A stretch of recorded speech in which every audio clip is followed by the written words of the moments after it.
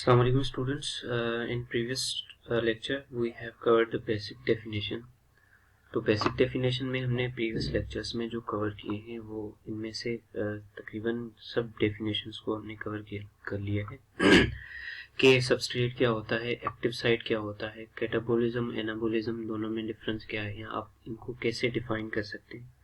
तो हमने इन सबको जो है बेसिक डेफिनेशंस को, क्योंकि ये सारी डेफिनेशंस जो है करेक्टरिस्टिक ऑफ एंजाइम्स में प्रेजेंट है, तो वहाँ से करेक्टरिस्टिक ऑफ एंजाइम्स में से हमने ये बेसिक डेफिनेशन देख ली थी कि कोएंजाइम क्या है, प्रोस्थेटिक ग्रुप क्या है, कोफैक्टर क्या है, एक्टिवेशन एनर्जी क्या है। सो ये हमने सब डिफाइन कर लिया था।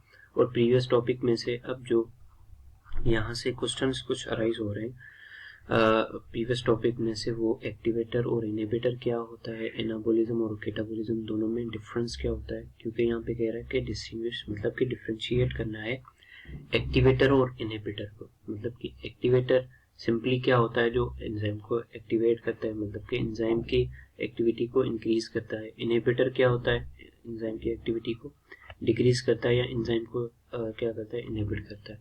एनाबोलिज्म और कैटाबोलिज्म में हमने जो है प्रीवियस लेक्चर में इसको ब्रीफली डिस्कस किया था। सो इन दोनों में आपने क्या करना है, एक जो है पैराग्राफ बना के उनको दो लाइन में डिस्टिंग्विश करना है, डिफरेंशिएट करना है। मतलब कि एनाबोलिज्म और कैटाबोलिज्म, एनाबोलिज्म की जो पॉइंट होंगे नीचे लिखेंगे, कैटाबोलिज्म की नीचे लिखेंगे। मतलब कि दोनों को डिफरेंशिएट करेंगे कि एनाबोलिज्म क्या होता है, कैटाबोलिज्म क्या होता है, with definition, example and example के एनाबोलिज्म में कौन से एग्जाम्पल्स आ जाते हैं, जो कि फूड पार्टिकल्स ब्रेक होते हैं, फूड पार्टिकल्स फॉर्म होते हैं, और कैटाबोलिज्म में फूड पार्टिकल्स ब्रेक होते हैं और हमें एनर्जी मिलती है। तो सब हमने इस एग्जाम्पल में देख लिया था। और कुछ प्रीवियस टॉपिक में से हमने क्या देखा था कि how enzymes reduce amount of activation energy, के एंजाइम जो है केमिकल रिएक्शन परफॉर्म कर रहा है, लेकिन ना वो ब्लड प्रेशर को चेंज कर रहा है, ना वो बॉडी का जो सेट पॉइंट बॉडी टेम्परेचर उसको भी चेंज नहीं कर रहा। तो how enzymes are going to be perform catalytic activity. तो एंजाइम कैसे कैटालाइटिक एक्टिविटी परफॉर्म करते हैं, वो सिर्फ एक्टिवेशन एनर्जी को चेंज करके जो है अपना फंक्शन परफॉर्म करते हैं।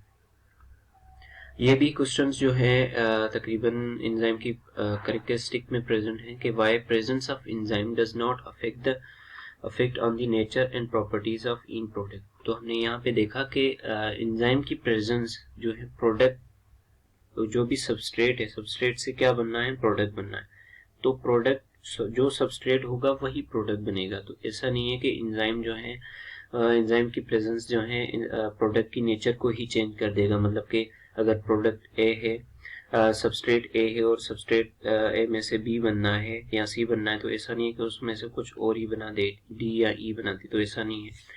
तो जो प्रोडक्ट जो सबस्ट्रेट रिलेटेड होगा, मतलब कि फॉर एग्जांपल प्रोटीन है, तो प्रोटीन ब्रेक होगी और उसके बेसिक जो है सिंपल यूनिट्स में अमाइनो एसिड में कन्वर्ट होगी। तो एंजाइम ऐसा नहीं करेगा कि प्रोटीन होगी तो उसको लिपिड के सिंपल मॉलिक्यूल फैटी एसिड में कन्वर्ट करेगा। तो ऐसा नहीं है कि एंजाइम जो है इवेंचुअली प्रोडक्ट की सबस्ट्रेट की इन प्रोडक्ट पे, मतलब कि सबस्ट्रेट से जो बनना है, प्रोडक्ट बनना है, तो उसके इन प्रोडक्ट पे अफेक्ट नहीं करेगा। तो जो रिएक्टेंट होगा वो उसी से ही प्रोडक्ट बनेगा। जो फॉर एग्जांपल कार्बोहाइड्रेट का है तो शुगर्स बनेंगे, लिपिड्स हैं तो फैटी एसिड्स बनेंगे, और प्रोटीन हैं तो अमाइनो एसिड्स बनेंगे।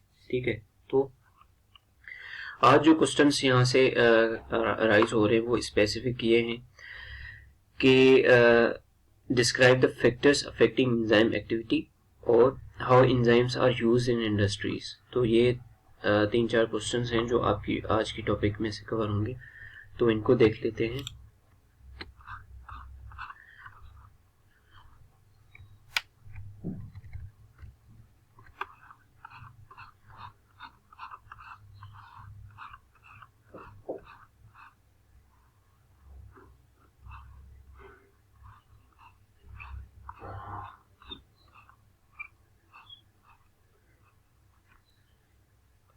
Uses of enzyme.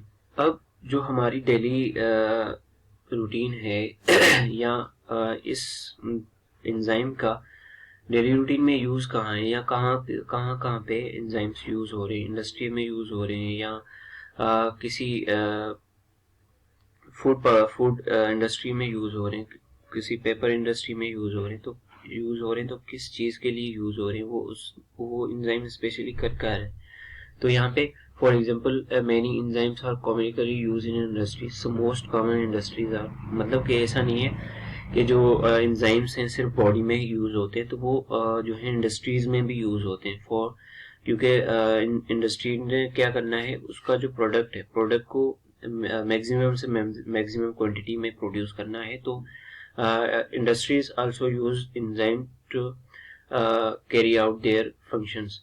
ठीक है, फॉर एग्जांपल अगर कोई पेपर इंडस्ट्री है, उसने क्या बनाना है, पेपर बनाना है, तो फॉर एग्जांपल अगर पेपर इंडस्ट्री है तो वो क्या करेगी, सेल्यूलोज एंजाइम को यूज करेगी या कोई डिफरेंट एंजाइम्स को यूज करेगी। क्या बनाएगी paper industry, to get the cellulose for paper making. मतलब कि सेल्यूलोज में से क्या है, सेल्यूलोज क्या है, एक पॉलीसेकेराइड कार्बोहाइड्रेट है। ठीक है, वो क्या उसमें से क्या बनता है, मेजोरिटी पेपर बनता है, सेल्यूलोज टाइप ऑफ पॉलीसेकेराइड। ठीक है, तो वहां पे भी एंजाइम्स यूज होते हैं सेलुलोज में से पेपर बनाने के लिए। हमने ये जो रिएक्शन है इंक्रीज करना है, मैक्सिमम यील्ड देने हैं, मैक्सिमम प्रोडक्ट बनाना है सेलुलोज से, तो वहां पे भी एंजाइम्स यूज होंगे। नेक्स्ट है फूड इंडस्ट्रीज में एंजाइम का क्या यूज है, for making a bakery products and pizza. जो भी बेकरी के प्रोडक्ट्स हैं, ठीक है, फॉर एग्जांपल केक्स हैं या बेक्स हैं, बाकी जो भी कुछ है, पिज्जा है, तो फूड पार्टिकल्स या फूड इंडस्ट्रीज भी जो हैं अपना फूड की यील्ड को, अपने फूड के प्रोडक्ट को इंक्रीज करने के लिए, मतलब कि ज्यादा से ज्यादा फूड बनाने के लिए एंजाइम्स का यूज करते हैं, ताकि उसका जो प्रोडक्ट यील्ड है वो ज्यादा इंक्रीज हो सके। ठीक है, नेक्स्ट है कि जो बेवरेजेस इंडस्ट्रीज हैं, बेवरेजेस इंडस्ट्रीज क्या करती हैं, जो मेजोरिटी ड्रिंक्स बनाती हैं, ठीक है, for the conversion of sugar into alcohol. Sugar को अल्कोहल में कन्वर्ट करने के लिए भी एंजाइम्स का यूज होता है, उस केमिकल रिएक्शन को इंक्रीज करने के लिए बेवरेजेस इंडस्ट्रीज जो होती हैं वो भी एंजाइम का यूज करती हैं। तो बायोडिटर्जेंट्स लाइक हमारे पास भी बायोडिटर्जेंट्स यूज होते हैं, मतलब कि कोई भी दाग लाइक जो ड्राई क्लीनर्स हैं या जो लॉन्ड्रीज हैं, वो भी डिफरेंट एंजाइम्स को यूज करते हैं as to remove the stains. मतलब कि कपड़ों में से हमें क्या निकालना है, दाग निकालने या स्टेन्स निकालने। स्टेन्स क्या है, डाइज है या कलर्स है। So to use to remove different types of stains. Biodetergents भी ऐसे हैं जहाँ पे एंजाइम्स का यूज किया जाता है। फॉर एग्जांपल सोप्स हैं या डिफरेंट दूसरे डिटर्जेंट्स हैं जिनमें स्पेशली एंजाइम यूज किया जाता है to remove the different type of stains. जो भी किसी भी चीज पे जो स्पॉट्स हैं या स्टेन्स डाइज हैं, उनको रिमूव करने के लिए भी एंजाइम्स को यूज किया जाता है, ताकि मैक्सिमम से मैक्सिमम जो स्पॉट्स हैं या स्टेन्स हैं, ठीक है, जो भी दाग हैं या जो है स्पॉट्स हैं, उसको रिमूव करने के लिए भी बायो डिटर्जेंट्स को यूज किया जाता है। ठीक है, फॉर एग्जांपल अगर किसी कपड़े पे जो है कोई ऑयल का पार्टिकल गिर गया है, तो ऑयल का पार्टिकल गिर गया, अब उसने क्या किया है, स्पॉट बना दिए, तो उस स्टेन को, उस कलर को रिमूव करने के लिए, जो कि किसी ऑयल के गिरने से कपड़े पे दाग बन गए, तो हम क्या करेंगे, बायो डिटर्जेंट्स यूज करेंगे। Bio detergents for example bio detergent कोई सर्फ यूज करेंगे या ठीक है, या कोई और चीज यूज करेंगे, उसमें क्या होगा, लाइपेज एंजाइम्स होंगे। लाइपेज एंजाइम्स क्या करेंगे, लिपिड्स को डाइजेस्ट करेंगे या लिपिड को ब्रेक करेंगे। तो जो ऑयल हमने यूज किया वो क्या है, ऑयल लिपिड है, तो लिपिड को ब्रेक करने के लिए क्या यूज होगा, एंजाइम्स यूज होंगे। Next, factors affecting the enzyme activity.